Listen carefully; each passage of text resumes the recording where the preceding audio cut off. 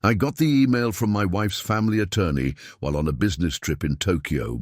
With deepest regrets, Mrs. Eleanor Marsden has passed away. The reading of the will shall commence upon your return. 20 years of being part of the Marsden family, and I was about to discover how quickly they could make me a stranger. Before we jump back in, tell us where you're tuning in from, and if this story touches you, make sure you're subscribed, because tomorrow I've saved something extra special for you. My name is Robert Chen, 54 years old, former head of international relations for a major pharmaceutical company before I started my own consulting firm. I'd been in Japan finalizing a merger when the news of my mother-in-law's passing reached me. Eleanor had been ill for months, but Catherine, my wife, had assured me her condition was stable. I cut my trip short and booked the first flight home. To Boston. I knew something was wrong the moment I walked into our home. Catherine was sitting in the kitchen with her brother Geoffrey and sister Victoria, papers spread across the table. They fell silent when I entered. Catherine looked up at me, her eyes red-rimmed but cold. "How was your flight?" she asked, her voice distant. "Long," I said, setting down my bags. "I came as quickly as I could. I'm so sorry about Eleanor." Geoffrey, who had never particularly warmed to me despite 2 decades of family dinners and holiday gatherings, cleared his throat. "We've been going through mother's arrangements." Victoria wouldn't meet my eyes. She had always been the kindest. Of Catherine's siblings, the one who made an effort to include me in family discussions. "Robert," Catherine finally said, "Mother changed her will 3 months ago." I nodded, waiting for her to continue. "The estate. It's been divided between the 3 of us, just the blood family." "I see," I said, though I didn't fully understand. Eleanor had always treated me like a son. We'd spent countless Sundays, afternoons discussing her art collection, her travels through Europe in her youth, her hopes for Catherine and me. She'd even entrusted me with managing portions of the family's investments when Geoffrey's risky ventures had caused concern. "There's more," Geoffrey added, a hint of satisfaction in his tone. "The Marsden Family Trust has been restructured. Catherine's share is protected." I understood the implication immediately. Protected from me. Victoria finally spoke. "It's nothing personal, Robert. Mother was just traditional about these things in the end." But it was personal. 20 years of marriage to Catherine, 20 years of contributing to the Marsden legacy, of attending every family function, of listening to Eleanor's stories and helping manage their assets, all erased with a signature. I didn't argue. I simply asked, "When is the funeral?" "Thursday," Catherine replied. "At St. Andrew's?" I nodded again. "I'll be there." That night, as Catherine slept beside me, more distant than the Pacific Ocean I'd just crossed, I stared at the ceiling, replaying 2 decades of my life with the Marsdens. The signs had been there for years, subtle shifts I'd chosen to ignore, the way conversation sometimes stopped when I entered a room during family gatherings, the gradual exclusion from certain financial discussions, the questions about my business, trips that felt more like interrogations than interest. I wasn't angry, not yet. First, I needed to understand what had happened. The funeral was a stately affair, as befitted a Boston Brahmin like Eleanor Marsden. St. Andrew's Episcopal Church was filled with the city's elite, politicians, philanthropists, old money families whose histories intertwined with the Marsdens for generations. I sat beside Catherine in the front row, conscious of the whispers behind us. Geoffrey delivered a moving eulogy about family legacy and duty. Victoria read a poem their father had loved. Catherine spoke about her mother's strength and wisdom. No one asked if I wanted to say anything about the woman who had once told me she was thankful her daughter had found someone who saw beyond the Marsden name. At the reception afterwards, I stood slightly apart, watching the family dynamics play out. The attorney, Harold Winters, who had sent the email and handled the Marsden affairs for 30 years, moved between groups, accepting condolences and speaking in hushed tones with various family members. Twice he glanced my way, then quickly averted his eyes. Quite a shock about the will, isn't it? The voice belonged to Eleanor's sister, Margaret, who had always been the family rebel. In her late 70s now, she still carried herself with defiance. "You know about that?" I asked. Margaret sipped her sherry. "Eleanor and I disagreed on many things, but we spoke often. She mentioned changes several months ago." She studied me over her glasses. "You don't seem surprised." "I'm still processing," I admitted. She nodded toward Geoffrey, who was holding court with several business associates. "He's been whispering in Eleanor's ear for years, you know, ever since that investment of yours outperformed his fund." Preparing and narrating this story took us a lot of time, so if you are enjoying it, subscribe to our channel. It means a lot to us. Now back to the story. I blinked. 7 years ago, I had suggested a technology investment that had yielded substantial returns for the portion of the family portfolio I managed, while Geoffrey's hedge fund had faced a significant downturn. Eleanor had been impressed, Geoffrey less so. "That was a long time ago," I said. "Grudges in this family are measured in generations, not years," Margaret replied. She touched my arm briefly. "Eleanor wasn't always thinking clearly these past few months. The medications." Before she could continue, Victoria approached, steering Margaret away with practiced ease. "Aunt Margaret, there's someone who'd love to say hello." I watched them go, Margaret looking back once, with an expression I couldn't quite read. That evening, Catherine and I drove home in silence. As we prepared for bed, she finally spoke. "I know today must have been difficult for you." "It was difficult for all of us," I replied carefully. She hesitated, then, "About Mother's will. I hope you understand it wasn't my decision." "Whose decision was it, Catherine?" "Mother's, of course. And Geoffrey had nothing to do with it." Her shoulders stiffened. "Geoffrey was simply concerned about preserving the family legacy. A legacy I've been part of for 20 years. Catherine turned to face me directly. "Have you, though? Really? With all your business trips, your late nights, your separate accounts?" I stared at her, surprised by the accusation in her voice. "My work has helped support our lifestyle. As for separate accounts, that was your family's arrangement, not mine." When we married, the Marsdens had insisted Catherine maintain her own financial identity. Old money tradition, they'd called it. "Geoffrey thinks—" "What does Geoffrey think, Catherine?" I interrupted, my patience finally fraying. She looked away. "It doesn't matter now. What's done is done." In that moment, I realized how deeply Geoffrey's influence ran. Catherine had always respected her older brother's business acumen, despite evidence to the contrary. And now it seemed his suspicions about me had finally taken root.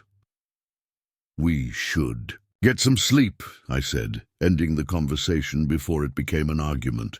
"Tomorrow would require a clear head." The next morning, I left early, telling Catherine I needed to check on the office after my abrupt departure for Japan.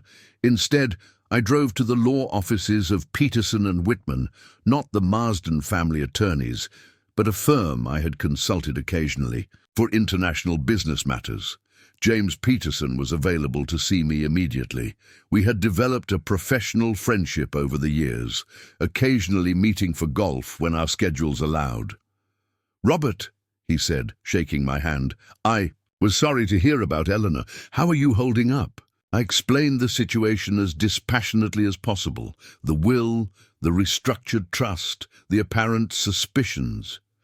James listened without interruption, taking occasional notes. "So," he concluded when I finished, "after 20 years of marriage, you've been effectively excluded from the Marsden family assets." "That's the essence of it," I confirmed. "And you want to contest the will?" he asked, pen poised. I shook my head. "No, that's not why I'm here." James raised an eyebrow, waiting. "I need to understand what's happening, not fight it." Something changed in the past year, beyond Eleanor's health. I need to know what triggered this revision to the will, who influenced it, and whether there's something larger at play. James set down his pen. You suspect foul play? I don't know what I suspect yet, but the timing feels orchestrated. He nodded slowly. A discreet investigation, then. I can recommend someone trustworthy. That would be helpful, I agreed. There's something else. I reached into my briefcase and removed a folder containing documents I had organized the previous night. I need to confirm the status of several financial arrangements I've made over the years, separately from the Marsden assets. James examined the first few pages, his expression shifting from professional interest to surprise. This is substantial, Robert. Yes, I said simply. Does Catherine know about these arrangements? Some aspects, not all. The Marsdens have always been private about their financial matters. I adopted similar discretion. James looked at me with new understanding. This will take some time to review properly. I have time, I replied. As I left his office, my phone buzzed with a text from Catherine. Where are you? Geoffrey and Harold want to discuss the estate this afternoon. I replied that I'd be there, then drove to the one place I knew I could think clearly, Castle Island in South Boston. The old fort overlooking the harbour had always been my sanctuary when I needed perspective. Standing on the seawall, watching planes descend toward Logan Airport, I reflected on my 20 years with the Marsden family. I had met Catherine at a charity gala in 2003. She representing her family's foundation, me there with pharmaceutical executives courting donors. Our connection had been immediate and genuine, transcending our different backgrounds. I, the son of Chinese immigrants who had built a modest restaurant business in Queens. She, Boston aristocracy dating back to the Revolution. The Marsdens had been coolly polite at first. Eleanor, however, had surprised everyone by taking a liking to me. He has substance, she told Catherine, loudly enough for me to overhear at our engagement party. Most of the men in our circle are all surface, no depth. Over time, I had earned my place in the family, or so I thought. I demonstrated my business acumen, contributed to family discussions, respected their traditions while occasionally introducing new perspectives. Eleanor had increasingly sought my advice, particularly after her husband's death in 2011. What had changed? When had suspicion replaced trust? My phone rang, interrupting my thoughts. It was an international number I recognized, my contact in Japan. Tanaka-san, I answered. Thank you for returning my call. Chen-san, he replied.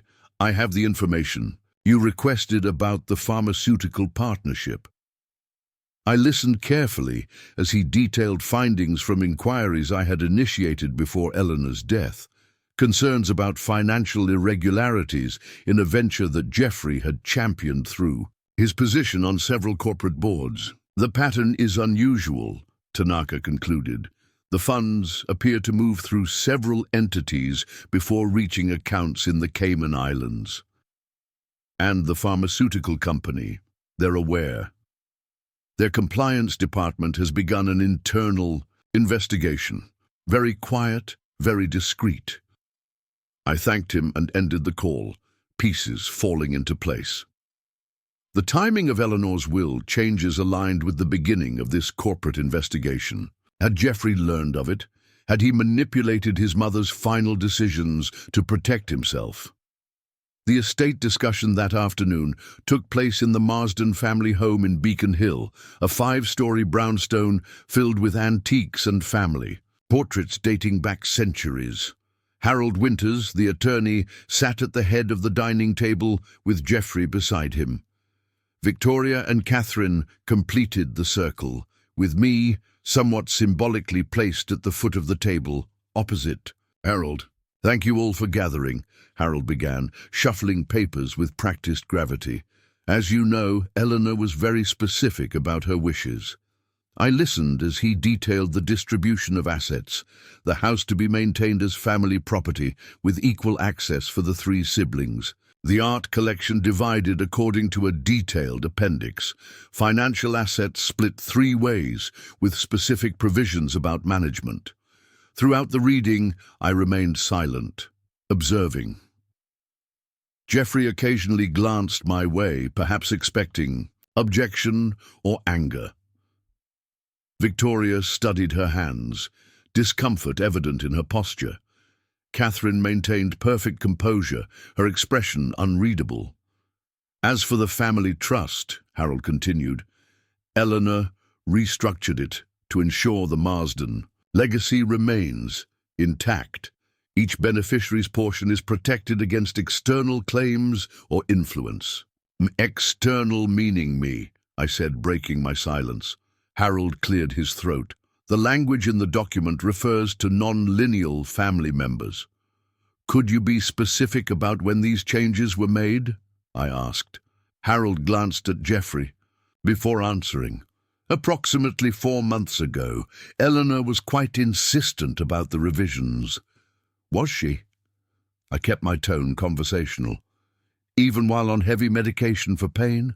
Even while Geoffrey was serving as her medical proxy and controlling visitor access? Geoffrey's face flushed. What exactly are you implying? I'm not implying anything. I'm asking for clarity about the circumstances of these changes. Victoria shifted uncomfortably. Robert, mother knew what she was doing. Did she? These. I removed a small notebook from my pocket.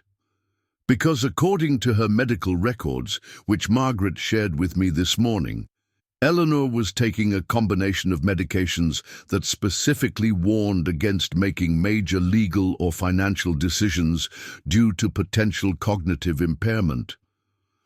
Catherine's head snapped up. You spoke with Aunt Margaret about Mother's medical condition. Margaret came to me, actually, I replied.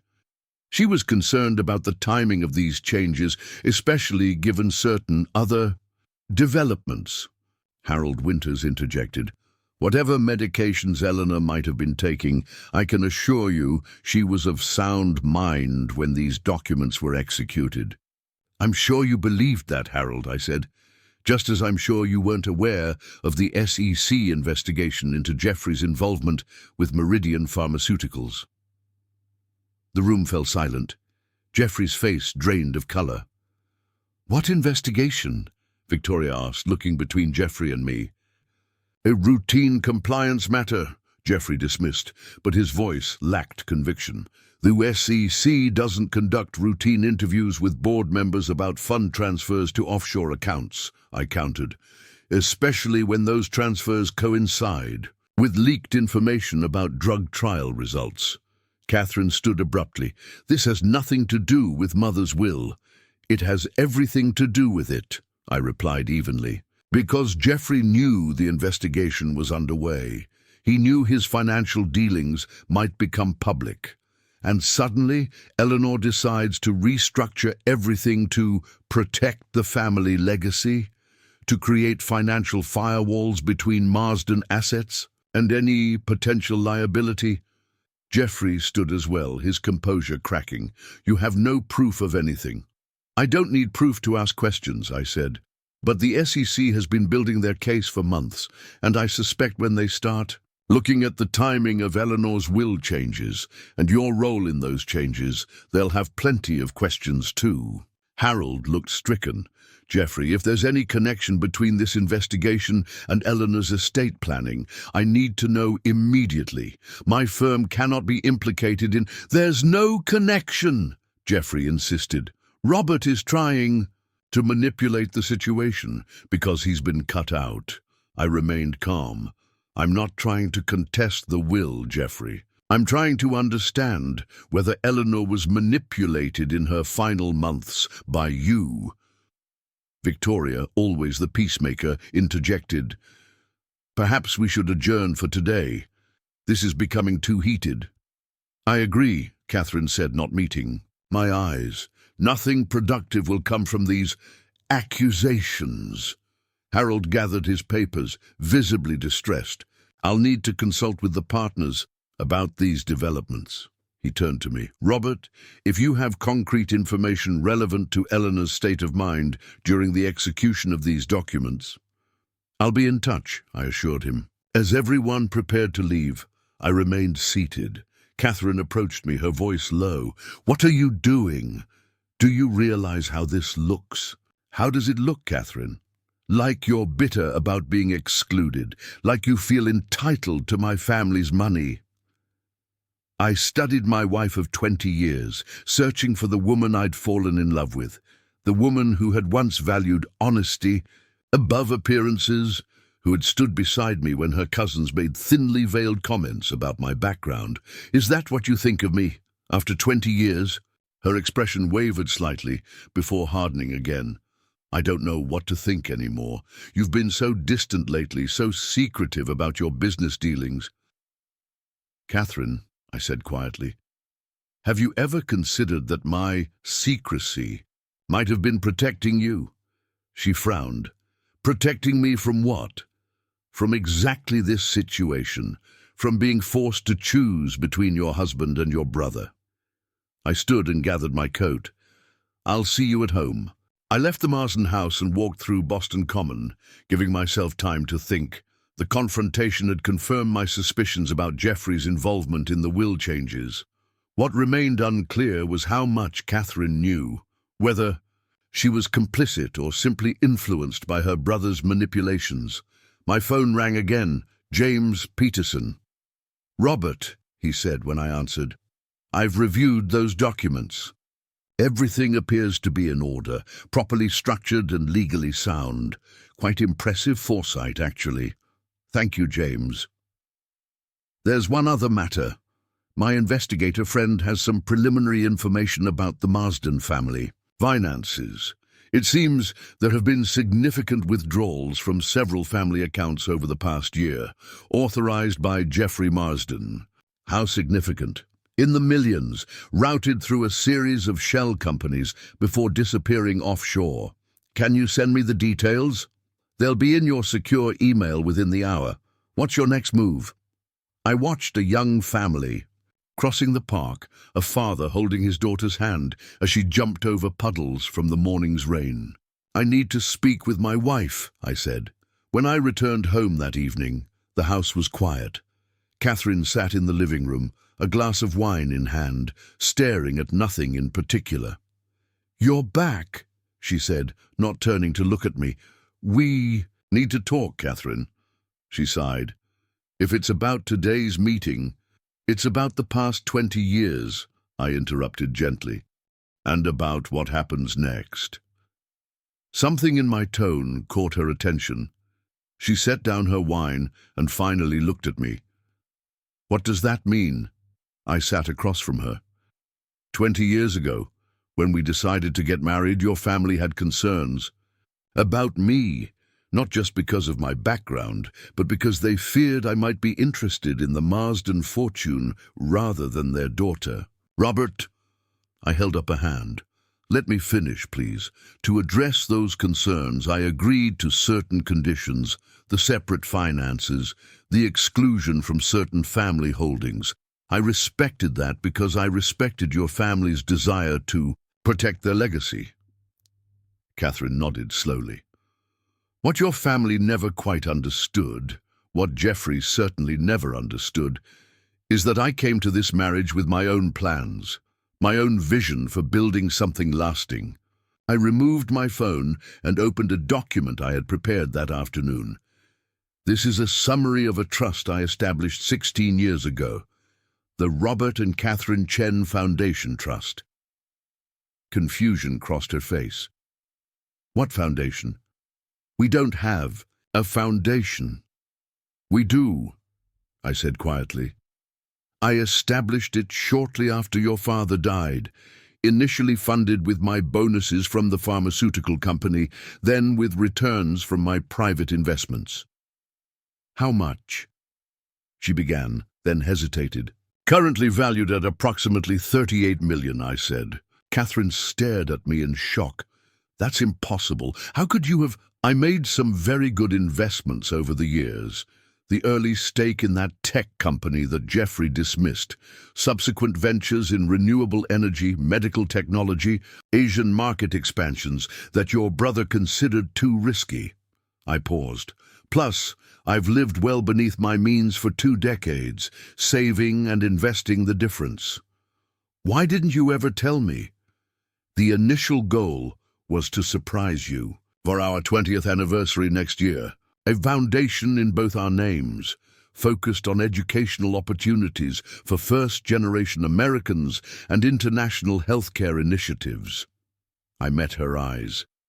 But as time passed, I began to notice the distance growing between us. The way you deferred more and more to Geoffrey's judgments about me, about us. Catherine had the grace to look away. Geoffrey was concerned. Geoffrey was threatened, I corrected gently. And rather than asking me directly about his concerns, he poisoned Eleanor against me during her most vulnerable time. You can't know that. I slid my phone across to her. These are records of Geoffrey's visits to Eleanor during her final months. Notice how they intensified after he received the first SEC inquiry. And these, I swiped to the next document, are records of the transfers he authorized from family accounts during the same period. Catherine scrolled through the documents, her expression shifting from defensive to confused to concerned. How did you get these? I have my own resources, Catherine, just as your family has theirs. She set the phone down, visibly shaken. If what you're showing me is true, if Geoffrey has been taking money, it's true. And there's more. I hesitated, weighing how much to reveal. The SEC investigation is extensive. Geoffrey has been using his position on multiple boards to engage in insider trading for years. When the case breaks, and it will break soon, the Marsden name will be implicated. Why are you telling me this now? Because despite everything, I still care what happens to you, and because you have a choice to make. I stood and walked to the window, looking out at the Boston skyline illuminated against the night. When I turned back, my decision was clear. I'm prepared to distance myself from the situation, to accept the terms of Eleanor's will without contest, to step back from any claim to Marsden assets. That will give your family space to address Geoffrey's actions without additional complications. Catherine studied me, and in return, nothing. This isn't a negotiation, Catherine. It's a choice, your choice. I don't understand. The foundation I created, it's real, it's substantial, and it's securely established beyond Geoffrey's reach or influence. Half of it belongs to you, regardless of what happens between us personally. That was always the plan. Catherine stood now too, emotion finally breaking through her careful composure. Why would you do that? Especially after how my family has treated you. Because 20 years ago I married you, not the Marsden name, not the Marsden fortune, just you. I moved toward the door. You need time to think. I've arranged to stay at the Four Seasons tonight. Tomorrow we can discuss next steps. As I reached for my overnight bag, Catherine called after me. Robert, how long have you known? About Geoffrey? About the investigation? I paused. I had suspicions for years. Confirmation came 6 months ago through my international contacts. I've been gathering information since then, preparing for what might come. And you never said anything. I was hoping I was wrong, I admitted. And I was hoping that when faced with the truth, your family, you included, would remember that I've been part of this family for 20 years, that I deserved at least the benefit of the doubt. The pain in her eyes told me everything I needed to know about how thoroughly Geoffrey had manipulated the narrative. I'll call you tomorrow, I said, and closed the door behind me. That night, in my hotel room, I stood at the window overlooking Boston Harbor, the same waters I'd contemplated from Castle Island earlier that day. 20 years of building a life, of planning for a future that suddenly seemed uncertain, not because of money. I had secured our financial independence long ago, but because trust, once broken, is difficult to restore. My phone buzzed with a text from Victoria. "We need to talk, privately. Tomorrow." Then another from an unknown number.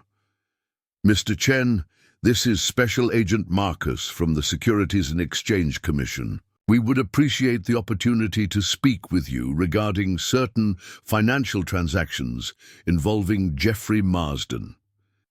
And finally, one from Catherine. "I found the foundation documents in your study, the endowments to the Children's Hospital, the scholarships. Why didn't you ever tell me? I didn't respond to any of them immediately. Tomorrow would be time enough for answers. Tonight was for reflection, for remembering the wisdom my father had shared when I first told him about Catherine, and the complicated dynamics of marrying into the Marsden family.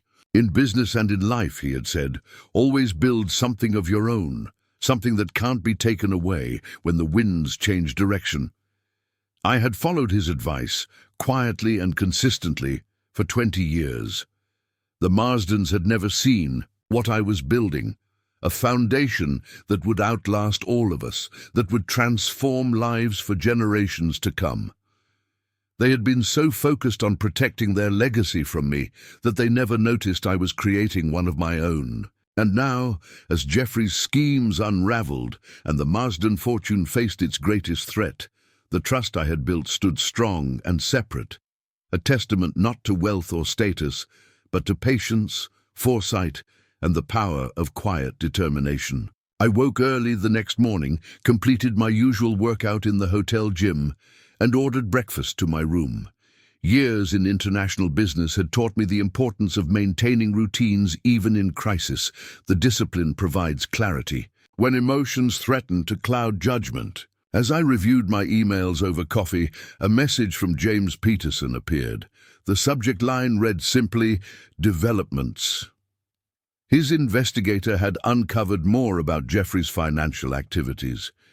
Beyond the insider trading and offshore accounts, Geoffrey had taken out substantial loans using Marsden family assets as collateral, without proper authorization from the other trustees. The amounts were staggering. $12 million against the family's art collection, $8 million against Eleanor's personal investment portfolio, $5 million against property holdings in Martha's vineyard. I set down my coffee cup, suddenly understanding the urgency behind Geoffrey's manipulation of Eleanor's will. This wasn't just about excluding me. It was about consolidating his control over family assets before his financial house of cards collapsed. My phone rang. "Victoria, can we meet?" she asked without preamble. "Where and when?" "The Gardner Museum, 11 o'clock. I'll be in the courtyard." The Isabella Stewart Gardner Museum had always been Victoria's sanctuary, a place she went to think, to find peace among the art and flowers of the central courtyard. Unlike her siblings, Victoria had never been driven by financial ambition. She taught art history at Boston University, lived modestly in Cambridge, and rarely involved herself in family business matters. When I arrived at the museum, Victoria was seated on a bench beneath the skylight, watching water trickle from the central fountain. At 52, she carried herself with the same quiet dignity that had first impressed me about the Marsden women, an unassuming confidence born of privilege, tempered by education and thoughtfulness. "Thank you for coming," she said as I sat beside her. "Of course." Victoria studied the courtyard for a long moment before speaking. "Something isn't right about Mother's will." I waited, letting her elaborate at her own pace. 6 months ago, Mother asked me to help update her personal papers. Photographs, letters, items for the family archive. Victoria twisted the silver bracelet on her wrist, Eleanor's gift on her 40th birthday. "She showed me her will then. You were in it, Robert. A specific bequest. Her art collection from Southeast Asia." She said you were the only one who truly appreciated the cultural significance. I remembered those pieces, delicate sculptures and paintings Eleanor had acquired during her travels through Thailand, Vietnam and Cambodia in the 1970s. We had spent many hours discussing their historical context, the artist's techniques, the stories embedded in each work. The pieces that are now going to the Boston Museum of Fine Arts, I said. Victoria nodded. That change happened later, after Geoffrey started spending more time with her during her treatments. She looked at me directly. I should have said something at the meeting yesterday. I'm sorry. Why didn't you? Fear, she admitted. Geoffrey has always dominated since we were children, and recently he's had financial control over many family matters, including my research grant. I understood then. Victoria's current work, a major study on women artists of the early 20th century, was funded primarily through the Marsden Family Foundation, which Geoffrey had been managing since their father's death. What changed your mind about speaking up? Catherine called me last night. She told me about your foundation. Victoria's eyes showed a mixture of surprise and admiration. All these years, we thought. You thought I was after the Marsden money, I finished for her. She had the grace to look embarrassed. Geoffrey was convincing, and you were always so private about your financial affairs. Privacy isn't secrecy, Victoria. It's respect for money, for relationships, for the power that wealth can have over both. She nodded, considering this. There's something else. You should know. Before Mother became ill, she asked me to help her organize some old family documents. We found something troubling in Father's private papers, evidence that Geoffrey had borrowed heavily against his trust fund portion. Father had apparently covered it up to protect him from scandal. When was this? About 3 years ago. Mother was devastated, but determined to address it privately. She spoke of restructuring things to prevent Geoffrey from self-destructing. Victoria hesitated. Then she got sick and Geoffrey took control of her care. I processed this new information, pieces falling into place. Do you know what happened to those documents? They disappeared from Mother's study. I assumed she had secured them elsewhere, but now you think Geoffrey found them. Victoria nodded grimly. And I think that's when he began to see you as a threat. You were the outsider who had earned Mother's trust, who might discover what he was hiding. We sat in silence for a moment, the gentle splash of the fountain providing a counterpoint to the gravity of our conversation. What do you need from me, Victoria? Her response surprised me. Protection, not for myself, but for the true Marsden, legacy, the philanthropic work, the cultural contributions, things that actually matter. She leaned forward. Geoffrey's actions don't just threaten our financial standing, they undermine generations of public service. I considered her words carefully. The Marsden family, for all its private flaws, had contributed significantly to Boston's cultural and educational institutions. Eleanor's genuine passion for the arts, their father's commitment to medical research, Victoria's own dedication to scholarship, these were the family values worth preserving. I may be able to help, I said finally, but I need to understand the full scope of the situation. Victoria reached into her bag and removed a slim leather portfolio. These are copies of what I could salvage from Mother's papers. Not the original documents about Geoffrey, but correspondence that references them. And this, she handed me a separate envelope, is a letter Mother wrote to you 3 months ago. It was in her desk, never sent. I took the envelope, recognizing Eleanor's elegant handwriting. Why didn't she mail it? Geoffrey managed her correspondence during her final months, said it was too taxing for her to handle personal matters while undergoing treatment. I placed the letter in my inside pocket without opening it. Thank you, Victoria. This helps clarify things. As we prepared to leave, Victoria stopped me with a gentle hand on my arm. "Robert, whatever happens, with Geoffrey, with the will, please remember that not all of us saw you as an outsider. Mother certainly didn't." "I know," I assured her. "Eleanor and I understood each other." "What will you do now?" I considered my next steps carefully. "Have lunch with my wife." Catherine had suggested meeting at our favorite spot, a small French bistro in Back Bay, where we had celebrated countless anniversaries and quiet achievements over the years. When I arrived, she was already seated at our usual table by the window, a glass of sparkling water untouched before her. She looked up as I approached, her expression a complex mixture of emotion, uncertainty, remorse, something like wonder. I realized with a pang that this was the most unguarded I had seen her in months. "You came," she said simply. "Of course." I took the seat across from her. "We have a lot to discuss." The waiter appeared, but Catherine waved him away. "I've been thinking all night," she began, "about the foundation, about what you've built quietly all these years." I waited, giving her space to continue. "Why didn't you tell me, Robert? Why keep something so significant a secret?" It was a fair question, one I had anticipated. Initially, it was meant to be a surprise, something meaningful for our 20th anniversary. But as time passed and the distance between us grew, I became concerned about Geoffrey's influence over family finances.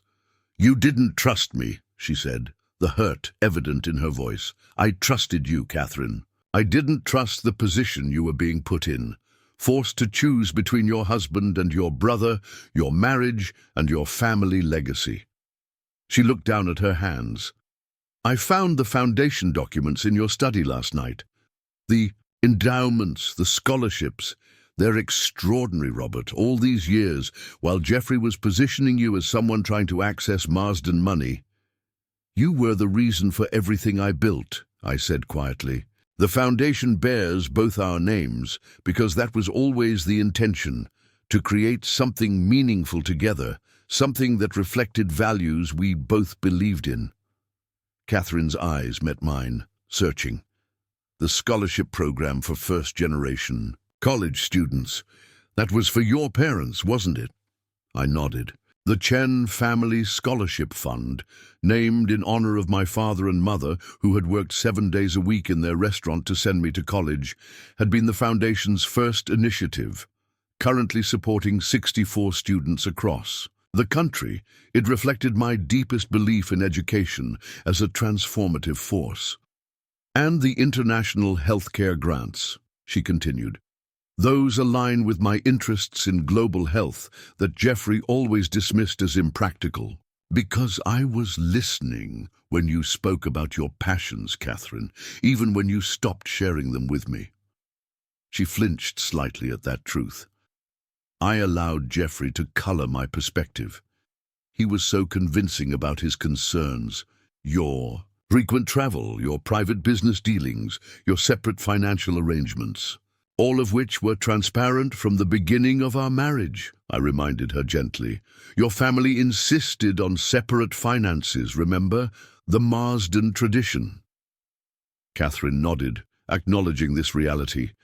"The SEC contacted me this morning," she said, changing direction, "about Geoffrey." "What did they say?"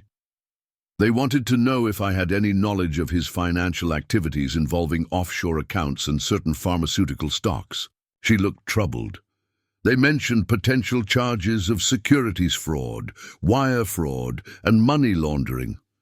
"And your response?" I told them the truth, that I had no direct knowledge of his business dealings. She hesitated. "But after reviewing the documents you showed me last night, I suggested they might want to examine the recent changes to our mother's will and trust arrangements." This surprised me. Catherine had always protected her brother, even when his actions were questionable. Her willingness to point investigators toward the will suggested a significant shift in her perspective. "That couldn't have been easy," I acknowledged. It wasn't, but neither was discovering that my husband had built a $38 million foundation. Without my knowledge, while my brother was apparently dismantling our family's financial legacy. There was no accusation in her tone, merely a statement of the painful reality we were navigating. The waiter returned, and this time we ordered familiar dishes we had enjoyed together for years. As he departed, Catherine continued. Victoria called me last night after you left. She told me about finding evidence of Geoffrey's earlier financial troubles in father's papers. She mentioned that to me as well this morning. Catherine looked surprised. You met with Victoria? At the Gardner Museum. She had concerns about the legitimacy of your mother's will. Catherine processed this information. Growing up, Geoffrey was always the one who understood money, who made the smart decisions. Father treated him as the financial heir apparent. From an early age, the rest of us were encouraged to pursue other interests, arts, education, philanthropy. Creating the perfect environment for financial manipulation, I observed. No oversight, complete trust, family members conditioned not to question his decisions. God, Robert, Catherine sighed. How did we get here? When did it all start to unravel? I considered the question carefully. I think it began with small compromises. Geoffrey's increasing control over family finances after your father died, your mother's declining health, my own decision to build something separate rather than challenge the status quo. I paused. We all played our parts in this situation. Our food arrived, but neither of us showed much interest in eating. Catherine pushed her salad around her plate, lost in thought. I received a letter from your mother, I said finally. Victoria. Found it in Eleanor's desk, written 3 months ago but never sent. Catherine looked up sharply. What does it say? I haven't read it yet. Why not? I considered the question. Because whatever Eleanor wanted to tell me, I wanted to understand the context first. To speak with you, with Victoria. To see the fuller picture. And now, I removed the envelope from my jacket pocket and placed it on the table between us. Now I think we should read it together. Catherine stared at the envelope bearing her mother's distinctive handwriting. Are you sure? She was your mother, Catherine. Whatever she wanted to say to me likely concerns you as well. After a moment's hesitation, Catherine nodded. I opened the envelope carefully and unfolded the single sheet of heavy stationery inside.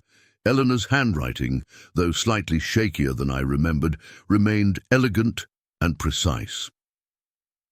Dear Robert, if you are reading this, circumstances have prevented me from speaking with you directly, a reality I have come to accept as my health declines. There are matters I must address while I still possess the clarity to do so. First, I must express my deepest gratitude for your presence in Catherine's life and in our family for these past 2 decades.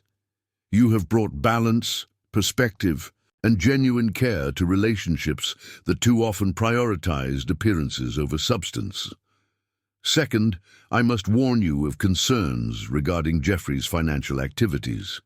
In recent months, I have discovered troubling discrepancies in family accounts. Under his management, when confronted, he provided explanations that, while plausible in isolation, reveal a pattern of deception when viewed collectively. I have taken steps to limit his authority, but fear my efforts may be circumvented as my condition worsens. Geoffrey has always been adept at managing perceptions, particularly with those who wish to believe the best of him. Finally, and most importantly, I must entrust you with the protection of Catherine's interests. While she possesses remarkable strength in many areas, she remains vulnerable to her brother's influence, a dynamic established in childhood that has proven difficult to overcome. I have updated my will to include specific provisions for you, separate from Catherine's inheritance, acknowledgement of your contribution to this family, beyond financial considerations. The Southeast Asian art collection, which we have discussed so often, is designated for you personally. Should this letter reach you after my passing, and should these provisions be absent from my will, please know that my intentions were not honored. In such a case, I have left supporting documentation with Harold Winters, though I am increasingly uncertain of his independence from Geoffrey's influence. You have been more of a son to me than circumstances allowed me to express publicly. Know that you have my complete trust and deepest affection. With gratitude and concern, Eleanor Marsden. I finished reading and looked up to find Catherine wiping tears from her eyes. She knew, Catherine whispered, about Geoffrey, about the manipulation. She tried to protect us. I carefully refolded the letter. She did what she could with the information she had. And Geoffrey intercepted this letter, prevented it from reaching you, and convinced her to change her will while she was medicated and vulnerable. Catherine's voice hardened. Using her love for the family legacy against her, it appears so. Catherine reached across the table and took my hand, the first such gesture in months. I owe you an apology, Robert. I allowed Geoffrey's insinuations to create doubt where there should have been trust. We both made mistakes, I acknowledged. I should have been more transparent about the foundation, should have recognized how my privacy might be interpreted as secrecy. What happens now? She asked, the question encompassing far more than our immediate next steps. I considered our position carefully. First, we need to speak with Harold Winters about the supporting documentation Eleanor mentioned. Then we should meet with the SEC investigators, share what we know about Geoffrey's activities and the circumstances surrounding the will changes. And us? Catherine asked softly. What about us, Robert? It was the question that had lingered beneath our entire conversation. The future of a 20-year marriage, strained by family dynamics, miscommunication, and divergent paths that had slowly, almost imperceptibly, led us away from each other. That depends on what we both want, I said carefully. Whether we can rebuild the trust that's been damaged, whether we still share a vision for the future. The foundation, Catherine said. That's your vision, isn't it? What you've been building all these years while I was distracted by family, politics and prestige. I nodded.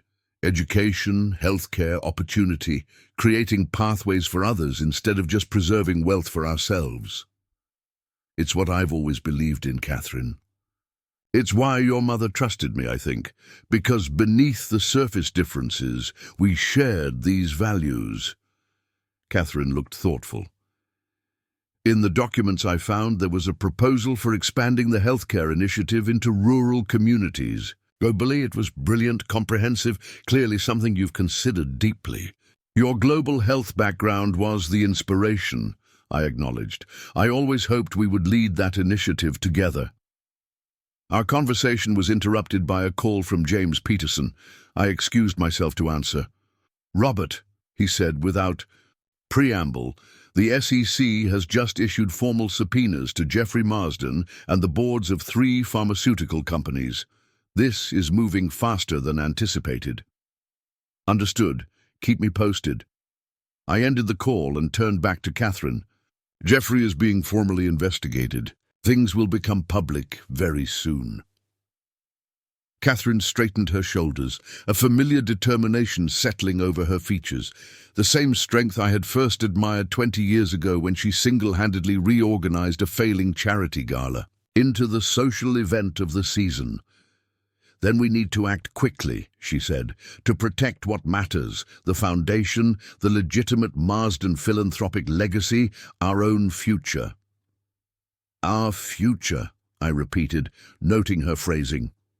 She met my gaze directly. Yes, our future, if you're willing to try. In that moment, looking at my wife across the table in the restaurant where we had shared so many important conversations, I recognized something I had missed in recent months.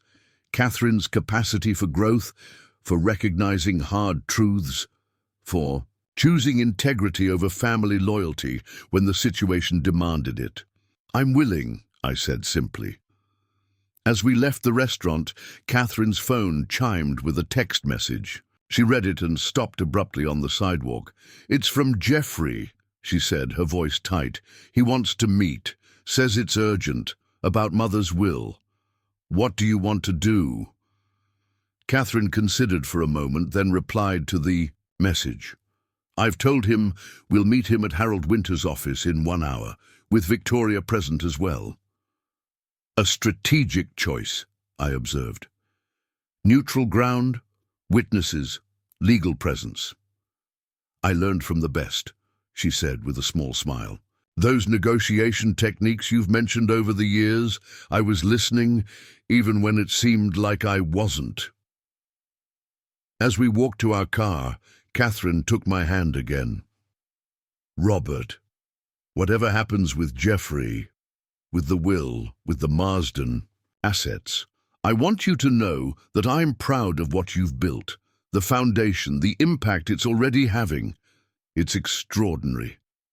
It was always meant to be our legacy, Catherine, not mine alone." "Perhaps it still can be," she said quietly, "after all this is resolved." I squeezed her hand gently, hope cautiously rekindling after months of distance. One step at a time.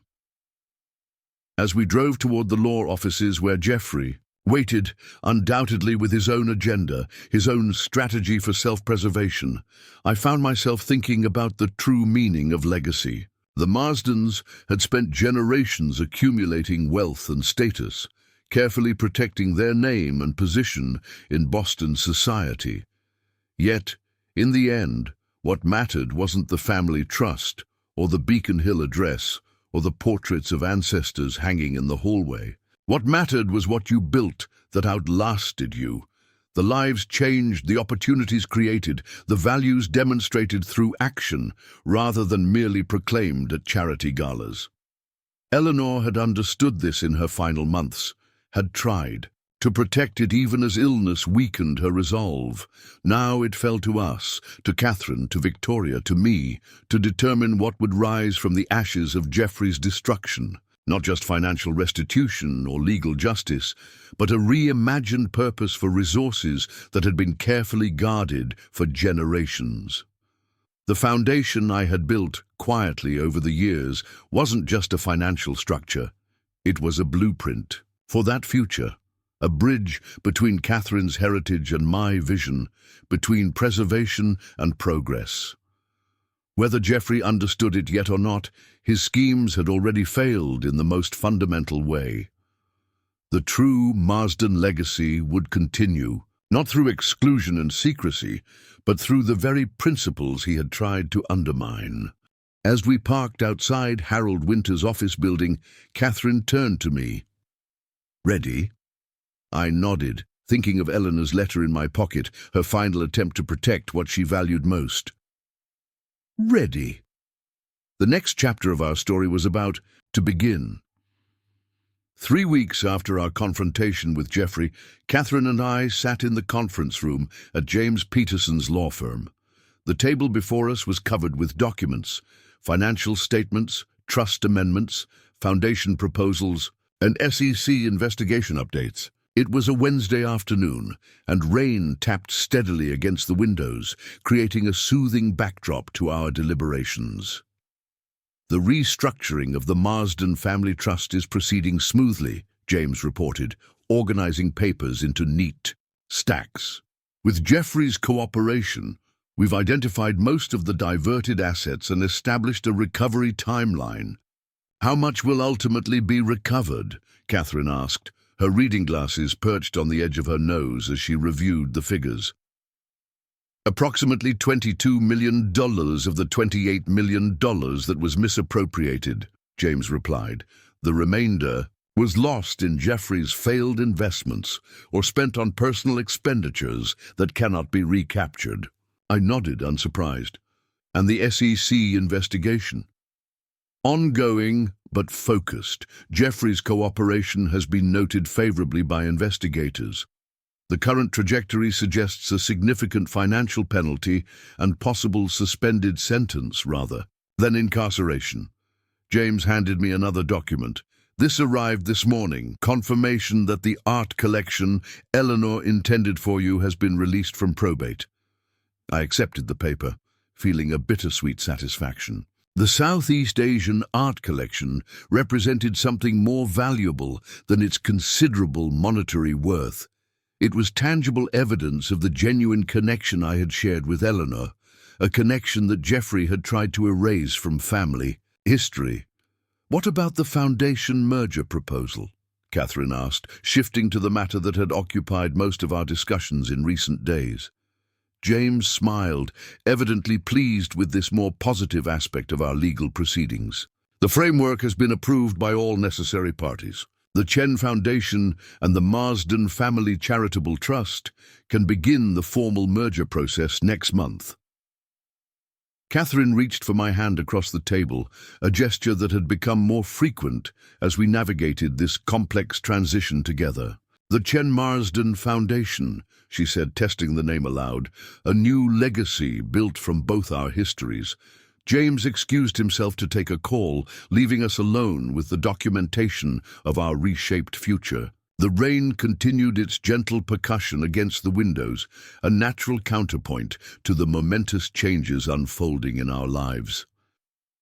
"I never expected this outcome," Catherine admitted, studying the foundation merger documents. "When Mother died when the will was read, I thought we were heading toward divorce, not creation. Crisis either destroys or transforms," I reflected. "It rarely leaves things unchanged." Catherine nodded thoughtfully.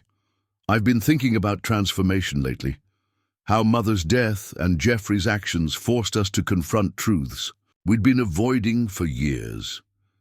Such as the fact that I had gradually allowed my identity to be subsumed by the Marsden name, by family expectations." She looked at me directly. "And in doing so, I lost sight of the partnership we were building together." This level of self-reflection was new for Catherine, a woman raised to maintain appearances and prioritize family reputation above personal introspection. The past weeks had changed her in subtle but profound ways, bringing forth a clarity and courage I had glimpsed only occasionally in our 20 years together. "We both made compromises," I acknowledged. "I retreated into private creation rather than challenging the status quo, built walls instead of bridges.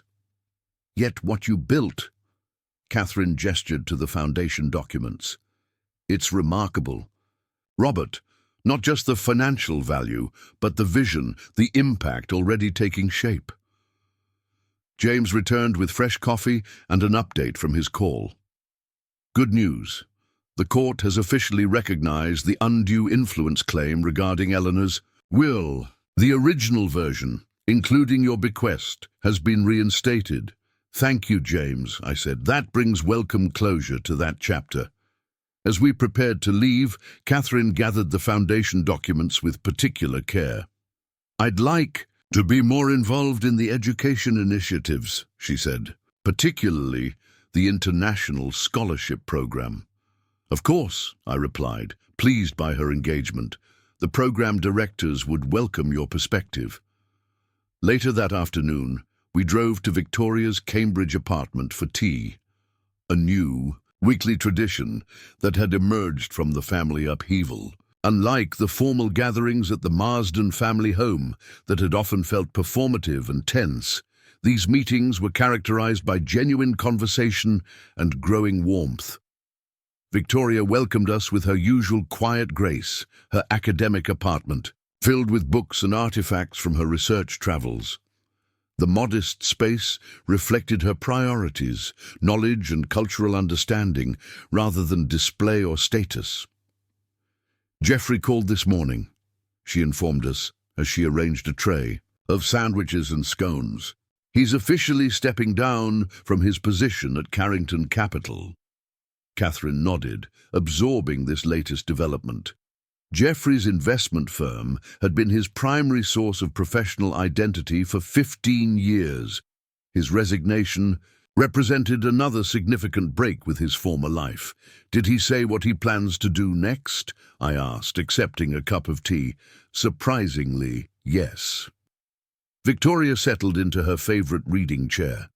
He's considering a position with a non-profit, focused on financial literacy and ethical investment practices. Apparently, it was suggested by his attorney as part of his image rehabilitation, but he seems genuinely interested. Redemption through service, Catherine mused. I wouldn't have expected that from Geoffrey. People surprise us when forced to reimagine themselves, I observed.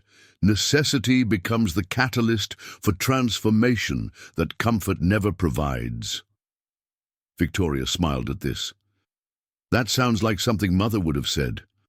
The comparison pleased me. Eleanor's wisdom had always been one of her most admirable qualities, an insight into human nature that transcended her privileged upbringing and social position.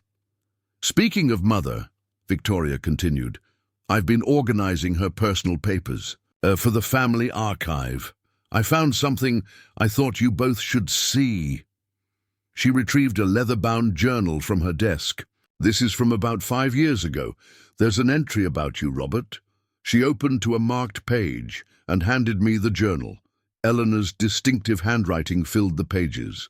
Had dinner with Robert this evening while Catherine attended. Victoria's lecture. Our conversation renewed my faith in the future of this family. While others concern themselves with preserving what we have accumulated, Robert understands that legacy is not what you keep, but what you create. He spoke of educational opportunities for first-generation students with more passion than Geoffrey has ever shown for his investment schemes. There is a quietness to Robert's ambition that I find refreshing. He builds without needing to announce each brick laid. Catherine is fortunate, though I worry she has been too influenced by Geoffrey's persistent suspicions. Must remember to speak with her about this before it creates distance in her marriage. I closed the journal, touched by Eleanor's perceptiveness and her concern. She saw clearly even then. She did, Victoria agreed. Unfortunately, Geoffrey's influence was substantial, and Mother's health began declining before she could address the situation as she intended. Catherine looked troubled. I wish she had spoken to me directly. She tried, in her way, Victoria said gently. Remember that weekend at the Cape 2 summers ago? When she suggested you and Robert take over the Foundation's education committee instead of Geoffrey? Geoffrey argued it was impractical given Robert's travel schedule, Catherine recalled, and I supported his position without even discussing it with Robert first. Patterns established over decades don't change easily, I said, not wanting her to dwell on regret. What matters is our awareness now, the choices we make going forward. Victoria nodded approvingly. That's why I wanted to share this journal entry. Not to revisit past mistakes, but to confirm that Mother recognized what we're now building together. As we drove home through the rain-slicked streets of Boston, Catherine was unusually quiet, processing the revelations from Eleanor's journal and their implications for our path forward. I keep thinking about influence, she finally said as we crossed the Harvard Bridge. How subtly it shapes our perceptions, our decisions. The most powerful influences are often the least visible, I agreed. Geoffrey influenced me for years. Small comments, consistent framing of your actions in the most suspicious light. She sighed. And I allowed it because it was easier than challenging the family hierarchy. We all seek approval from those whose opinions we've been taught to value, I observed. It's human nature. Catherine turned to look at me, her expression earnest in the dim light of the car. But that's what I admire about what you built, Robert. You didn't seek approval or recognition. You simply created something meaningful, according to your own vision. Her understanding of my motivations was gratifying after years of misinterpretation. The foundation was always meant to be our shared legacy, I reminded her. It still can be. I want that, she said with newfound conviction, to build something that matters, that reflects values beyond wealth preservation. That evening, as rain continued to fall outside our Beacon Hill townhouse, Catherine and I spread foundation documents across our dining room table. For hours, she asked insightful questions about program structures, impact metrics, and future initiatives. Her background in global health brought valuable perspective to international projects I had only outlined in broad strokes. This microloan program for women entrepreneurs in Southeast Asia, she noted, studying one proposal. It aligns perfectly with research I did years ago on economic empowerment as a public health determinant. I remember that research, I said, surprised and pleased that she had made the connection. You presented it at a WHO conference in Geneva? Catherine looked up, equally surprised. You remember that? It was before we were even married. Of course I remember. Your analysis of how female financial independence correlated with improved child health outcomes was groundbreaking. I smiled at the memory. I still have a copy of the presentation in my files. Something shifted in her expression, a recognition of how closely I had followed her intellectual pursuits, even when they seemed disconnected from our daily lives. I stopped pursuing that line of research when Father suggested it wasn't a priority for the Marsden Foundation, she admitted.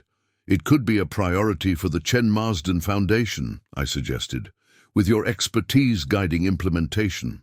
For the first time in many years, I saw Catherine's professional passion reignite, a brilliant, dedicated public health expert emerging from beneath the weight of family expectations and socially prescribed roles.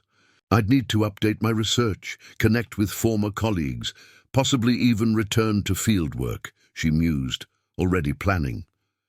Whatever you need, I assured her. The Foundation has the resources and flexibility to support your leadership in this area. We worked late into the night, Catherine drafting preliminary outlines for a women's economic empowerment initiative that would become a centerpiece of the merged foundation. As she wrote, I watched the transformation unfolding. My wife reclaiming parts of herself that had been set aside for family obligations and expectations. The following morning, I woke early and left Catherine sleeping peacefully, the first truly restful sleep she'd had since Eleanor's death. I had a breakfast meeting with James Peterson to discuss the SEC case against Geoffrey and its potential implications for the Foundation merger. We met at a quiet cafe in the financial district, the early hour ensuring privacy for our conversation. The SEC is prepared to announce a settlement, James informed me, adding sugar to his coffee. Geoffrey will pay a $2 million fine, accept a 5-year ban from serving as an officer or director of any public company, and submit to financial monitoring. No criminal charges. His cooperation and the fact that the Marsden family is making restitution privately were significant factors in the decision. James studied me over his coffee cup. You seem disappointed. I considered this assessment.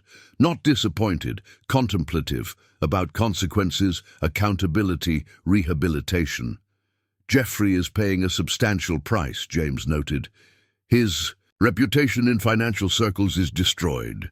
His role in the family has fundamentally changed. Yes, I acknowledged.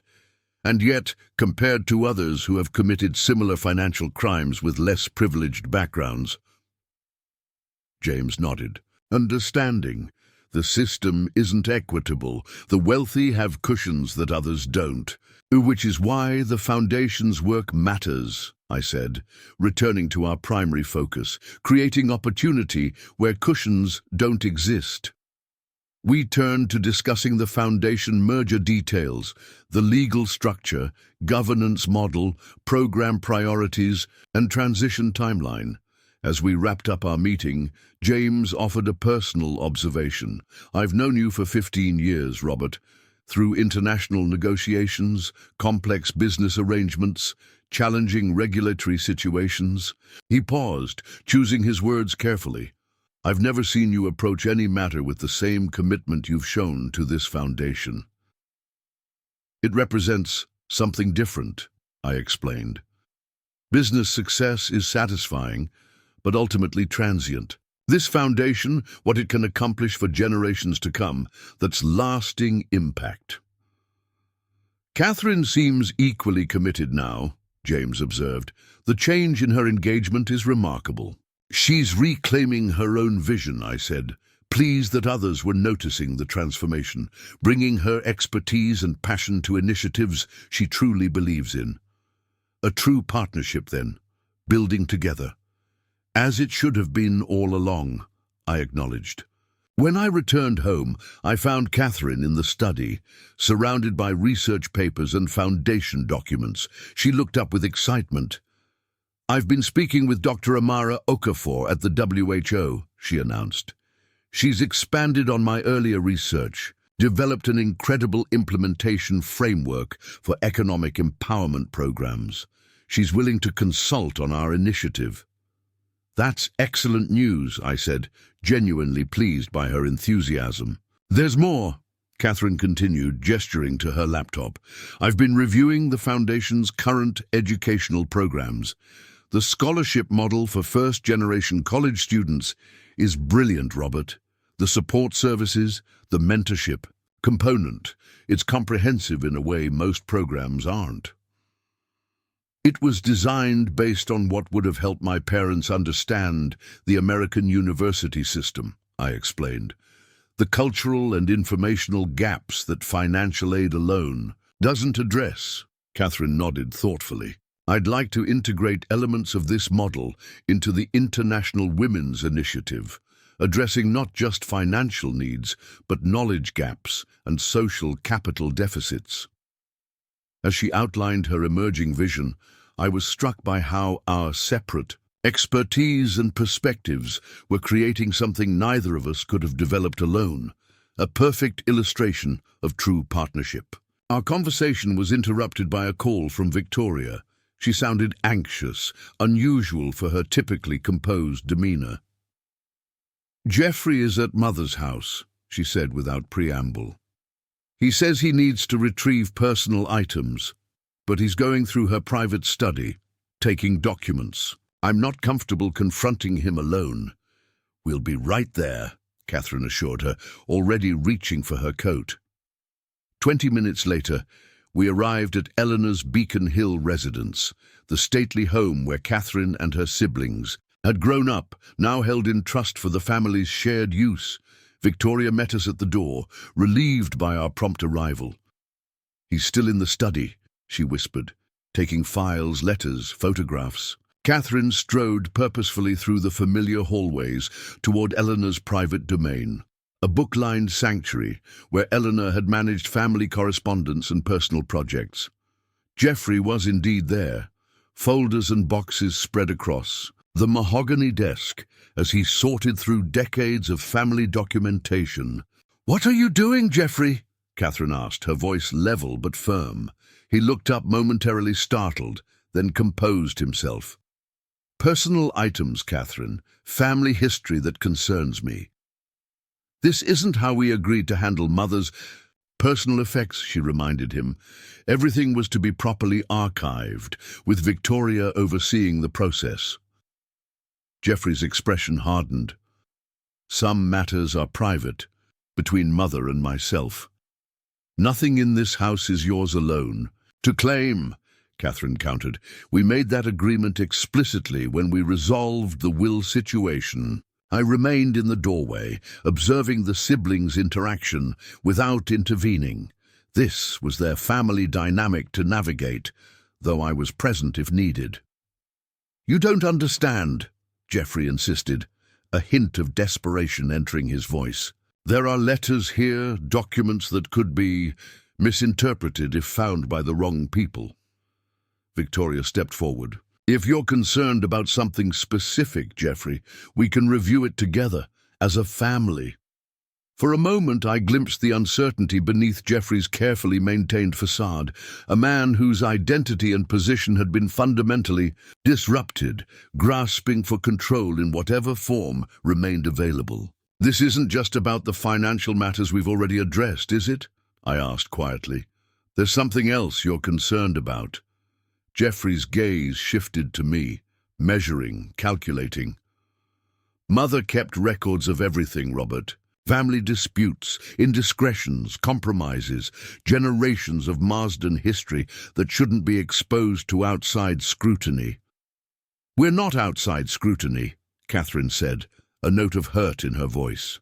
"We're your family." "Are we still?" Geoffrey challenged. "After everything that's happened? The investigations, the legal proceedings, the restructuring of Mother's wishes?"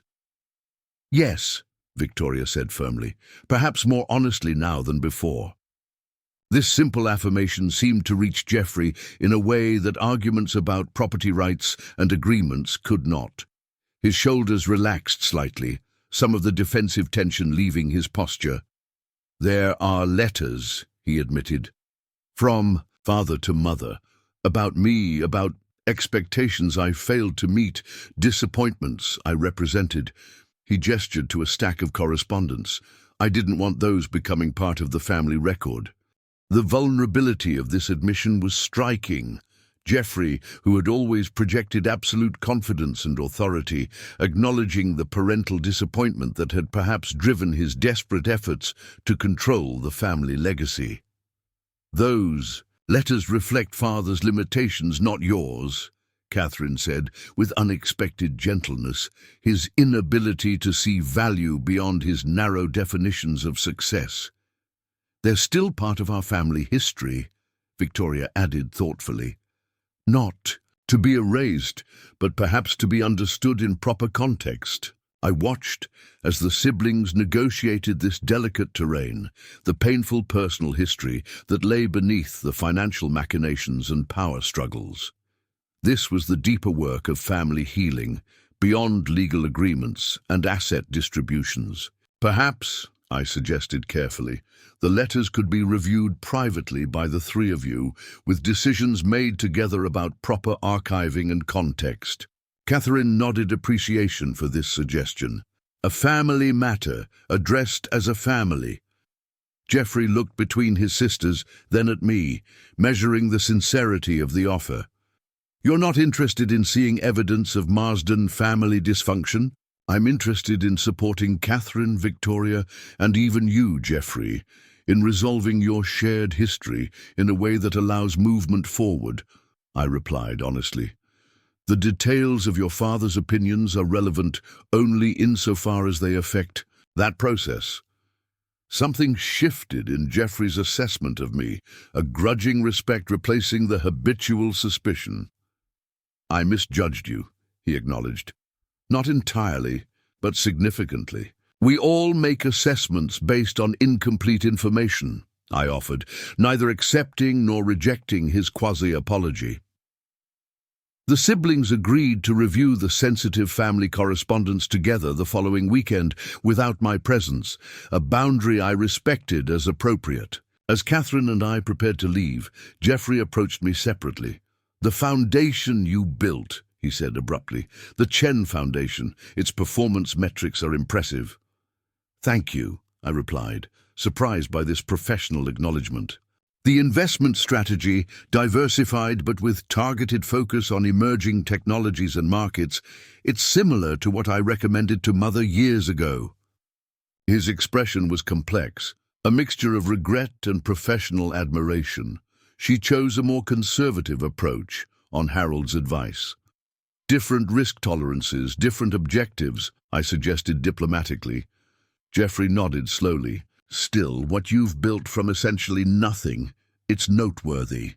Coming from Geoffrey, this assessment represented a significant shift in perspective, an acknowledgement of value created rather than merely preserved or controlled.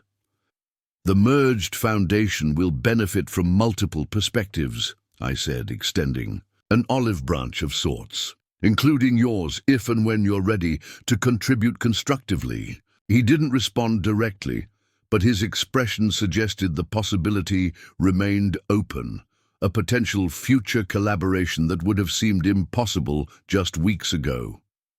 As Catherine and I drove home, she reached for my hand, a gesture that had become more frequent as we navigated this complex family transition together. "Thank you," she said simply. "For what specifically?" "For seeing beyond the immediate situation to the underlying human needs, for creating space for healing rather than just resolution." Her observation touched me deeply, recognition that my approach was motivated by more than strategic positioning or personal advantage. "Family dynamics are complex," I acknowledged. "They require patience and perspective, especially in times of transformation." Catherine squeezed my hand gently. "The foundation merger paperwork arrives tomorrow. A new chapter beginning." "A better chapter," I suggested, "built on authenticity rather than appearance, creation rather than control." That evening, sitting on our terrace overlooking Boston Harbor, we watched the sunset paint the sky in dramatic purples and oranges. The atmospheric display seemed fitting, nature's acknowledgement of endings and beginnings, of transformation unfolding in vibrant, unexpected patterns. "I've been thinking about legacy," Catherine mused, her voice soft against the background. Sounds of the harbor. "How different my understanding is now from what I was raised to believe." "How so?" I prompted, interested in her evolving perspective. "I was taught that legacy meant preservation of wealth, position, name, maintaining what generations before us had accumulated." She turned to face me, her expression earnest in the fading light. "But true legacy isn't static. It's dynamic, responsive to current needs and future possibilities. Creation rather than preservation," I suggested.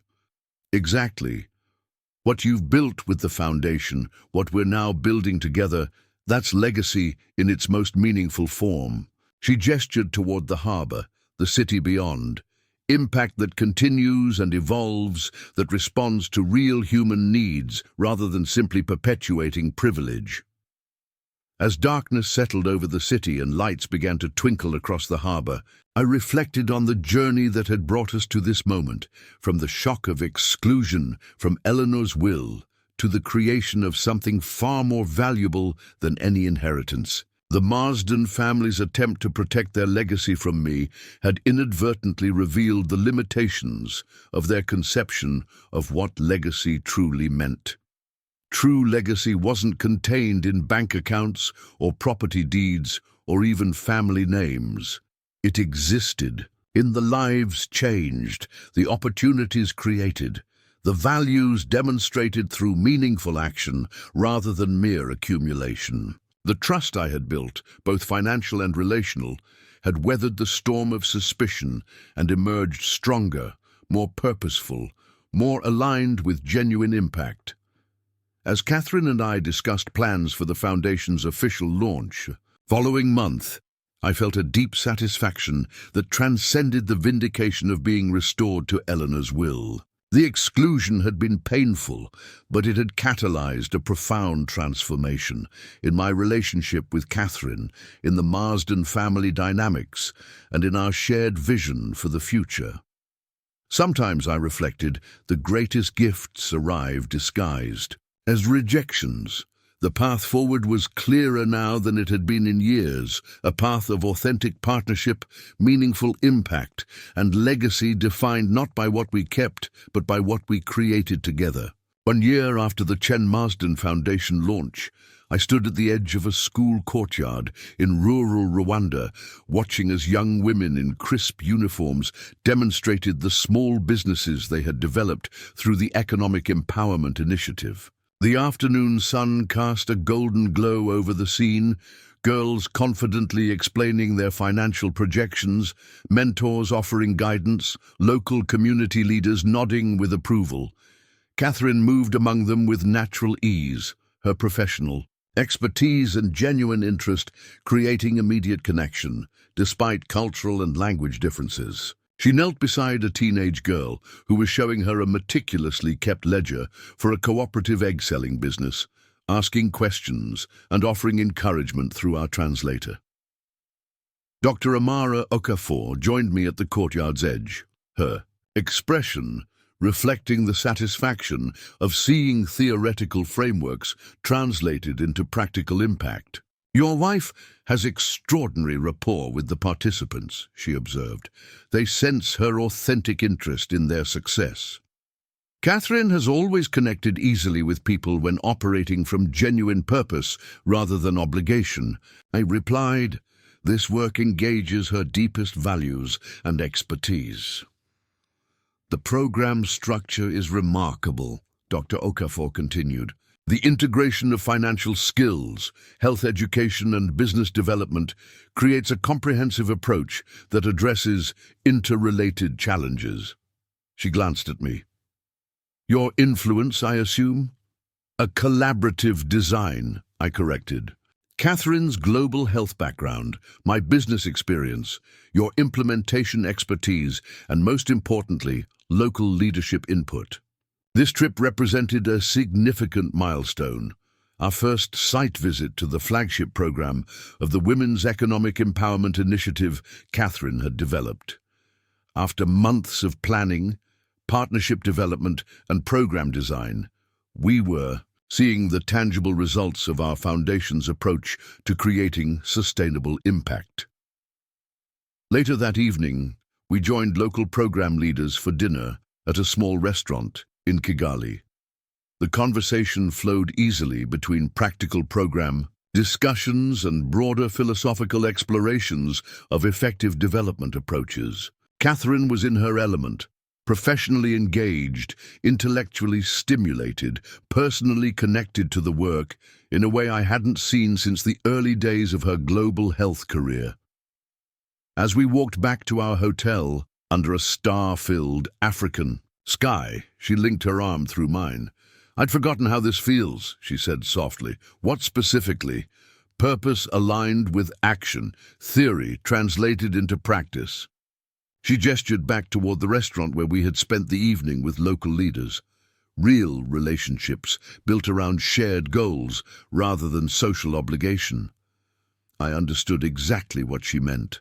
The past year had transformed Catherine in profound ways, reconnecting her with professional passions, long subordinated to family expectations, engaging her authentic talents rather than merely her social position, challenging her to create rather than simply maintain. "The girls at the school today," she continued, "seeing their confidence, their clear-eyed assessment of opportunities and challenges. It's exactly what the research predicted, but witnessing it firsthand is entirely different." "Impact becomes tangible," I agreed.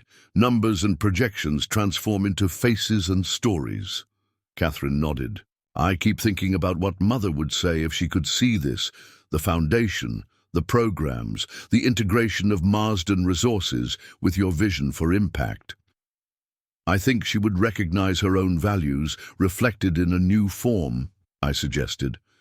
"Eleanor always understood the responsibility that accompanies privilege, even if family tradition sometimes limited her expression of that understanding." "She tried to tell me, Catherine admitted. "Before her illness progressed, she suggested I was allowing family dynamics to obscure my view of what truly mattered, both in my marriage and my potential contribution.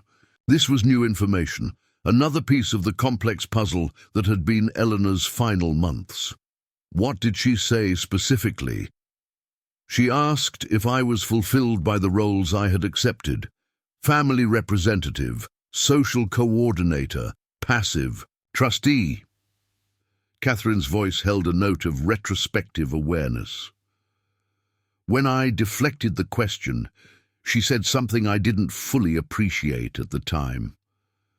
"The Marsden name opens doors, Catherine, but walking through them requires your own purpose. Eleanor's insight struck me as profound, a distinction between access and agency that captured the transformation Catherine had experienced since her mother's death and the subsequent family upheaval. She was wise in ways I didn't always recognize, Catherine concluded, too focused on preserving what we had to fully embrace creating what might be. The next morning, we visited a community health center where the economic empowerment program connected with maternal health services, a key integration point that reflected Catherine's research on the relationship between women's financial independence and family health outcomes. The director, a formidable Rwandan woman named Dr. Isabel Mukamana, had been implementing innovative approaches to community health for 15 years. Your program structure complements our existing services perfectly, Dr. Mukamana explained as she showed us through the facility. When women have economic agency, they access preventive care more consistently, follow treatment protocols more carefully, and advocate more effectively for their children's health needs. Exactly what your research demonstrated, I said to Catherine, whose professional validation was evident in her expression. Your foundation's approach is different from other international organizations, Dr. Mukamana continued. The emphasis on local leadership and long-term commitment creates true partnership rather than temporary intervention. This observation captured precisely what we had aimed to establish, a foundation model that transcended traditional philanthropic limitations through authentic collaboration and sustained engagement. As we concluded our visit and prepared to depart for our next program site in Uganda, Dr. Mukamana presented Catherine with a hand-woven basket made by women in the economic program. This represents our shared journey, she explained. Many strands woven together create something stronger and more beautiful than any could achieve alone. The symbolism wasn't lost on either of us. Separate traditions, experiences, and perspectives interwoven to create something of both practical utility and aesthetic value. In many ways, it represented what the Chen Marsden Foundation itself had become, a weaving together of different legacies to create something stronger and more impactful than either could have been independently. On the flight between Kigali and Kampala, Catherine reviewed program data on her laptop while I caught up on Foundation correspondence. The comfortable companionship of shared purpose had deepened our relationship in ways that went beyond the reconnection following Eleanor's death and the will crisis. Victoria sent an update on the Martha's Vineyard Retreat Center renovations I mentioned, reading from my tablet. The first scholar gathering is scheduled for June. Catherine looked up from her work. Has Geoffrey confirmed his participation in the financial literacy workshops? Yes, for 2 sessions. His experience with the Financial Education Alliance has apparently been transformative. The program director speaks highly of his contribution.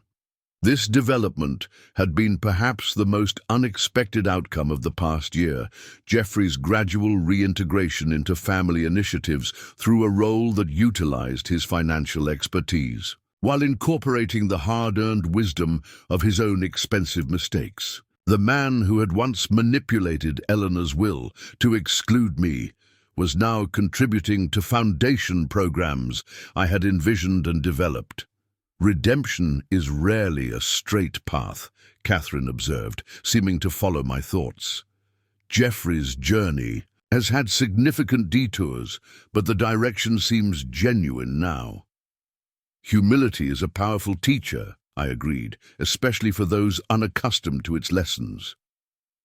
Catherine smiled at this diplomatic assessment of her brother's transformation. Your capacity for perspective without bitterness continues to impress me, Robert. Most people in your position would harbor resentment toward Geoffrey that would preclude any possibility of future collaboration.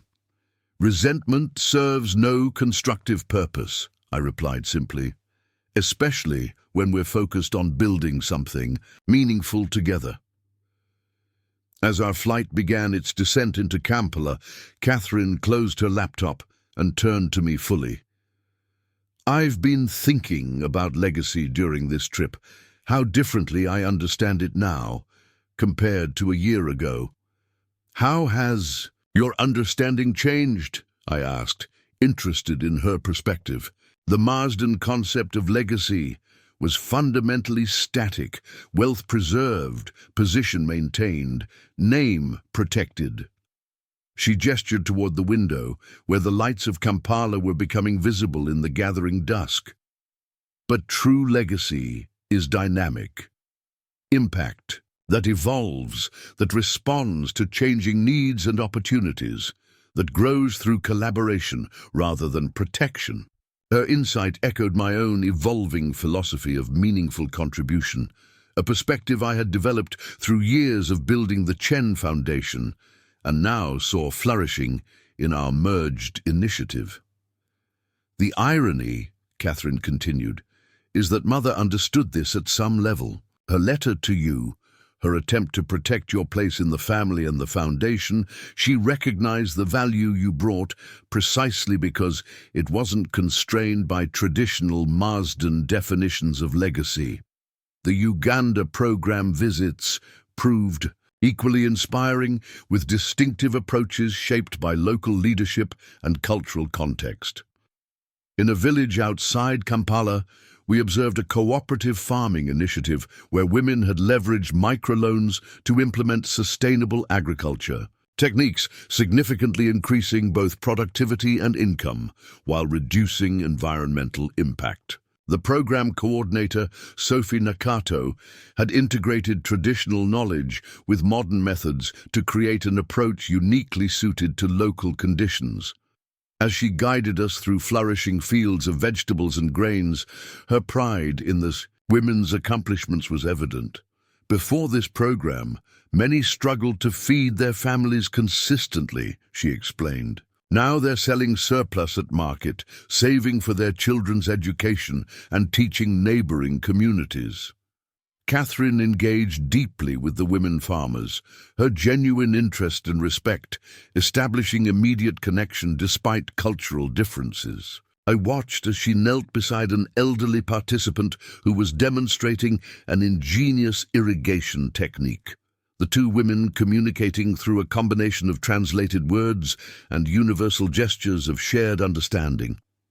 That evening, at a community celebration featuring traditional music and dance, I found myself in conversation with a local elder who had observed our program visits throughout the day. "Your foundation works differently from others who have come here," he noted, his English precise and thoughtful. "You listen before speaking, learn before teaching." "We believe effective impact begins with understanding," I explained. He nodded approvingly. "Many bring solutions to problems they don't fully comprehend. The result is temporary change without lasting transformation." His observation captured precisely the distinction we had sought to establish in the Chen Marsden Foundation's approach: respectful partnership rather than presumptive intervention, sustained commitment rather than temporary engagement. "Your wife connects genuinely with our people," he continued, watching as Catherine participated enthusiastically in a traditional dance with program participants. "This is rare among visitors with position and power." "Catherine's connection reflects her authentic self," I replied. "The person she has always been beneath social expectations and family obligations." The elder studied me with perceptive eyes. "You have helped her reclaim this authentic self?" The question gave me pause, a recognition that our journey over the past year had been one of mutual transformation rather than unilateral influence. "We have helped each other find our truest purpose," I answered finally, "through challenge as much as through support." He nodded, seeming satisfied with this response. "This is the foundation of partnership that endures: mutual growth, shared purpose, combined strength." As our African site visits concluded and we prepared to return to Boston, Catherine and I spent a quiet evening on the hotel terrace in Entebbe, reflecting on what we had witnessed and its implications for the Foundation's future development. The integration of approaches across program sites is remarkable, Catherine observed, each implementation uniquely suited to local context while maintaining core principles. The framework you developed with Dr. Okafor provides effective guidance without imposing rigid structures, I noted. It's precisely the balance we hope to achieve. Catherine sipped her tea thoughtfully. I keep thinking about the Marsden Foundation projects I managed years ago, the strict control, the emphasis on recognition, the resistance to local adaptation. She shook her head slightly. So much effort expended on maintaining the appearance of impact rather than creating its reality. Different priorities, different era, I suggested diplomatically. Different understanding of purpose, Catherine corrected. The Marsden approach was fundamentally about the Marsdens, our name, our position, our self-concept as benefactors. She gestured toward the gardens below, where program leaders from our site visits had gathered for their own reflection. Session. The Chen Marsden approach is about impact that transcends its source, sustainable change that ultimately belongs to those who implement it. Her insight reflected profound evolution from the woman who had once accepted without question her family's definition of philanthropy and legacy. The exclusion that Geoffrey had engineered, intended to protect the Marsden fortune from outside influence, had inadvertently created space for Catherine to reclaim her authentic purpose and perspective. I've been thinking about Geoffrey, she said, changing direction. His sessions at the Financial Education Alliance are apparently having significant impact.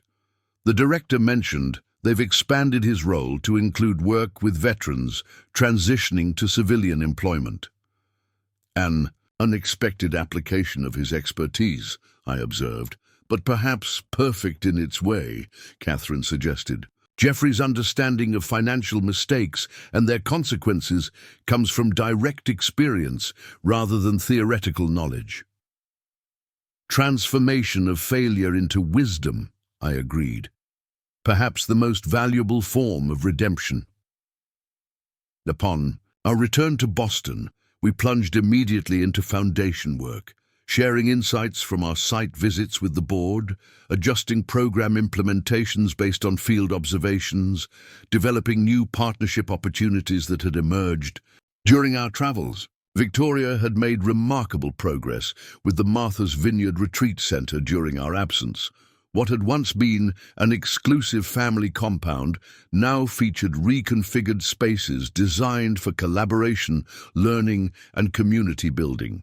The formal dining room had become a flexible meeting space, bedrooms converted to small group workrooms. The expansive grounds now included a meditation garden and outdoor classroom areas. It's unrecognizable in the best possible way, Catherine commented as we toured the transformed property. Purposeful rather than merely prestigious. Victoria smiled at this assessment. That was my exact goal, honoring the property's history while repurposing it for genuine impact rather than exclusive enjoyment. As we walked the grounds, Victoria shared news of Geoffrey's continued evolution.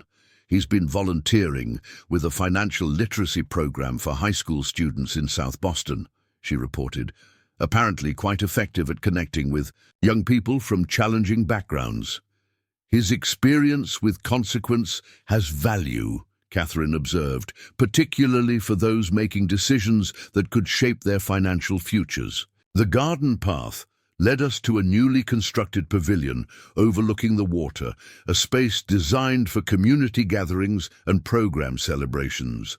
A simple plaque beside the entrance caught my attention.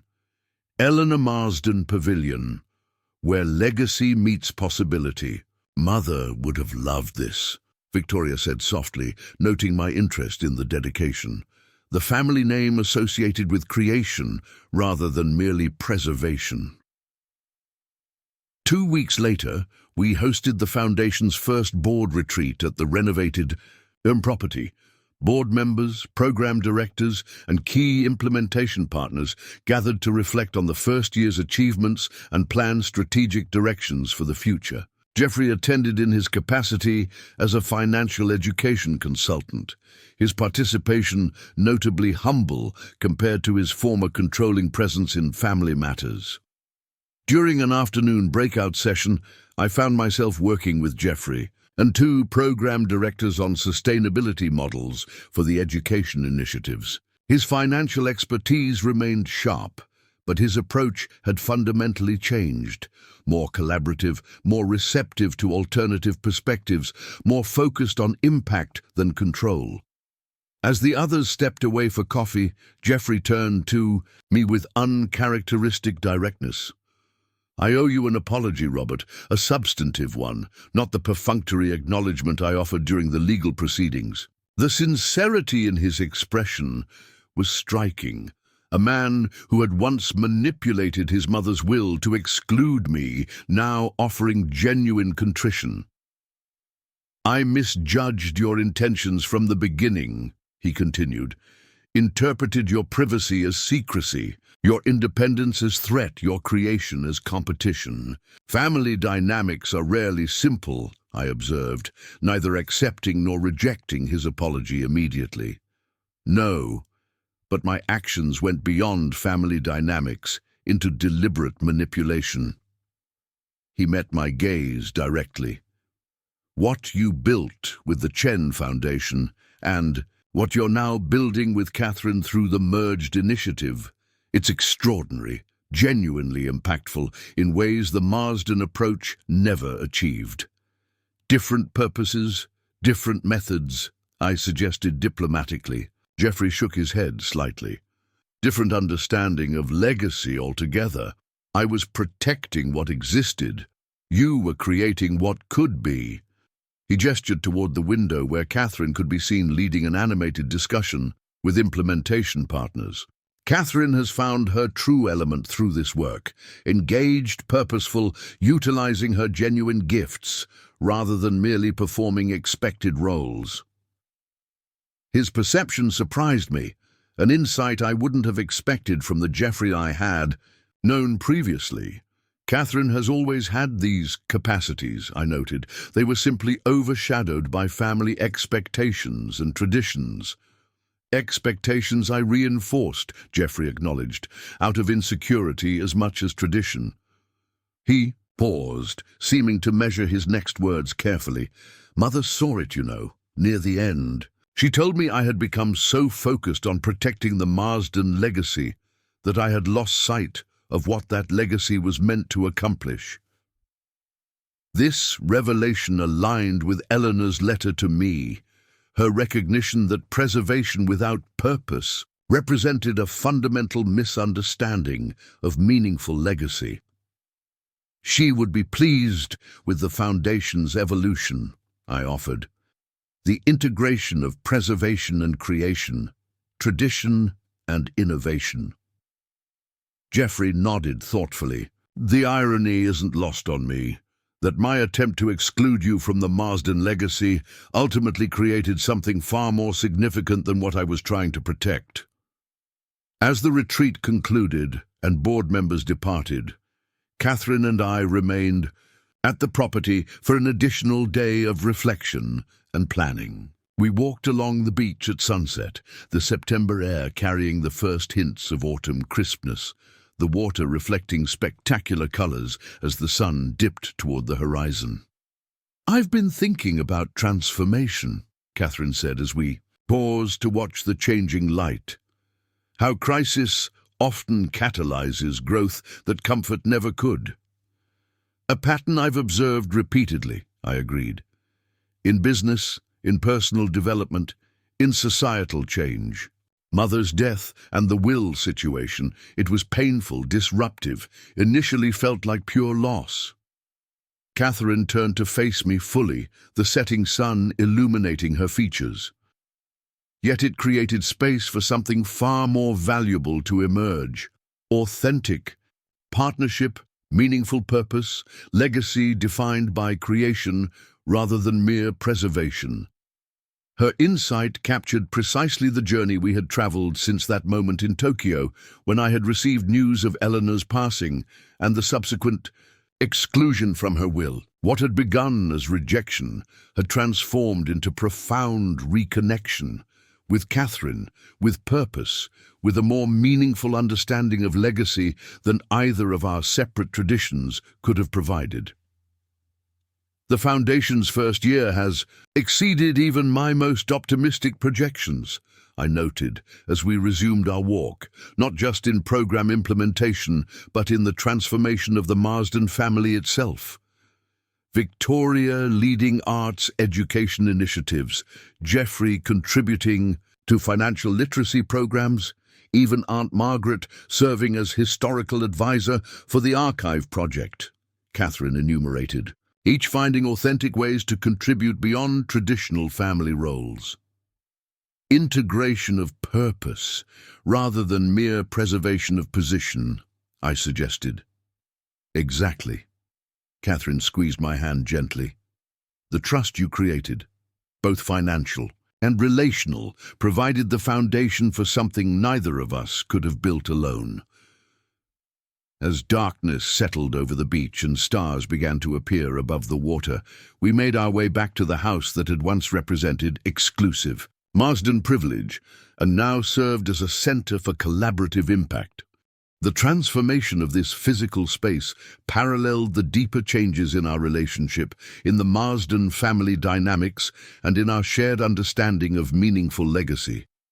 In the pavilion overlooking the water, a single light illuminated Eleanor's dedication plaque, where legacy meets possibility.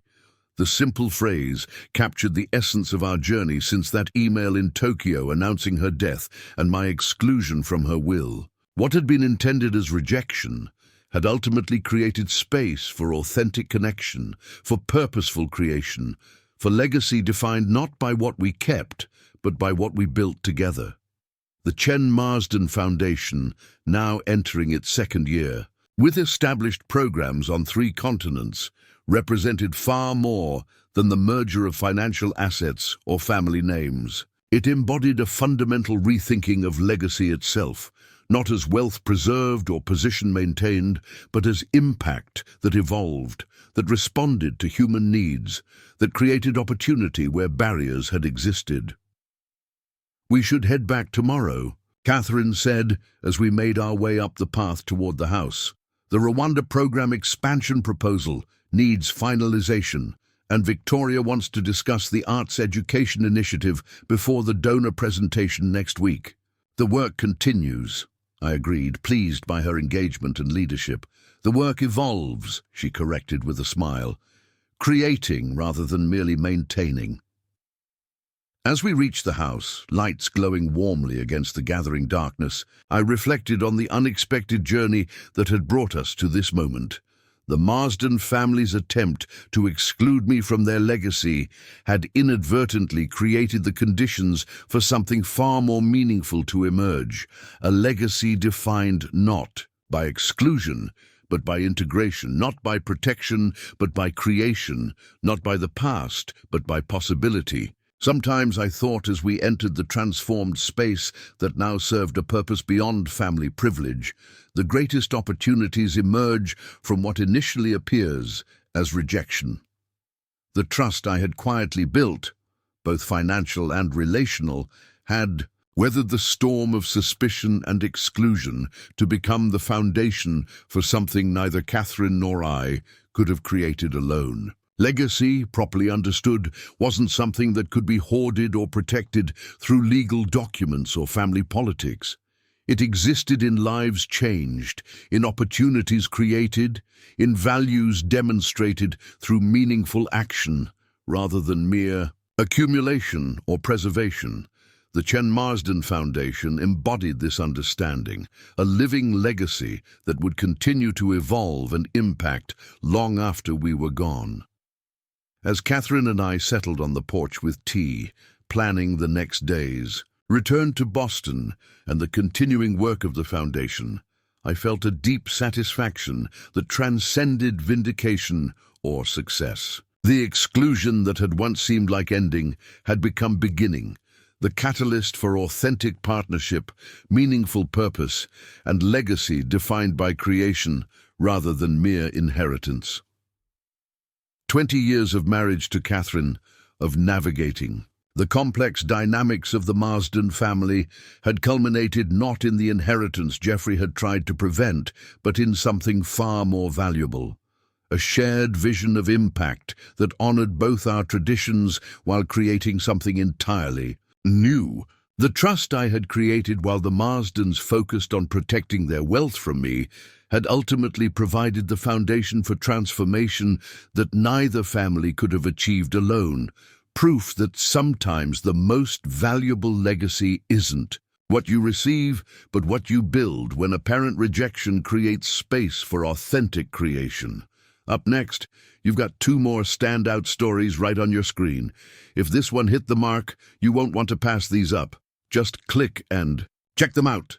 And don't forget to subscribe and turn on the notification bell so you don't miss any upload from us.